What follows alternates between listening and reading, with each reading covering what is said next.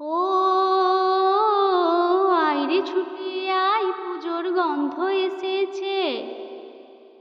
নমস্কার বন্ধুরা, আজকে আমি পাঠ করে শোনাব আগমনী কবিতাটি। লিখেছেন মীনাক্ষী দাস।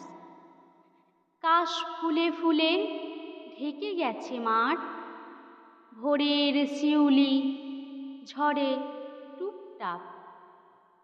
আকাশে মেঘের নৌকা ভাসছে, বলছে আমার মা যে আসছে।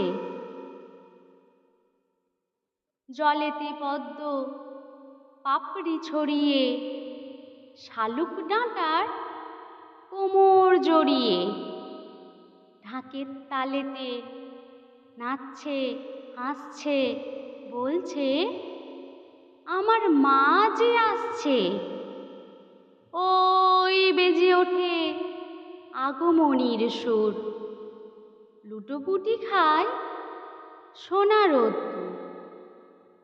হাওয়ায় হাওয়ায় বার্তা ভাসছে, বলছে আমার মা যে আসছে।